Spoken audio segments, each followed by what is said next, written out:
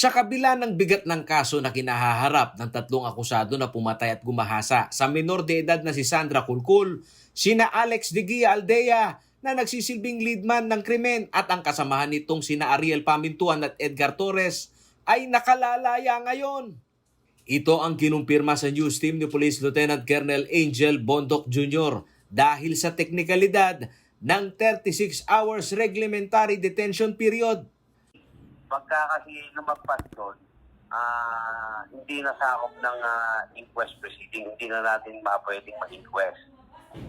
Unless otherwise, nasabi ni attorney mo nga, kung lumagpas doon, magkakaroon ng judicial confession.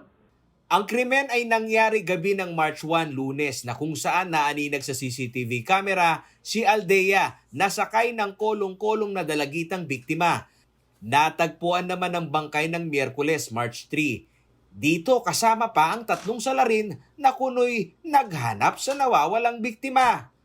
Habang March 5, Biyernes ng gabi, sa pagtungo sa Mexico PNP ni Aldea, naaresto ang dalawang kasamahan nito. Ayon kay Lieutenant Colonel Bondoc, hindi naman nangangahulugan na tuluyang makakawala sa asunto ang tatlo. Bagamat may video silang pag-amin sa krimen, wala namang judicial confession ng tatlo, kaya pasok sa regular court filing ito na sasailalim sa 60 days preliminary investigation ng piskal. Preliminary investigation. So, nag-set ng hearing yung piskal. Hindi sa makatuwid na pinalaya sila kasi, wala na silang case. No?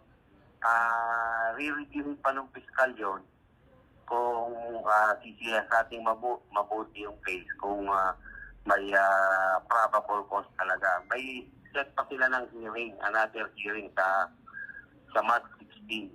Guided ang law enforcer tulad ng PNP at Judicial Authority sa detention period na pinagtibay ng DOJ sa Department Circular Number 50 nito. Depende sa grounds o bigat ng kaso ang bilang ng oras na obligadong ma-inquest ang isang akusado. 12 hours to 18 hours ang bilang ng light to moderate case at 36 hours naman ang heinous crime gaya ng mga akusado sa pagpatay at pangahalay kay Kulkul.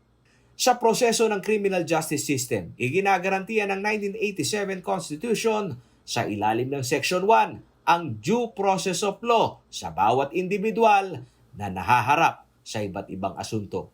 Paulo G. Santos, CLTV News.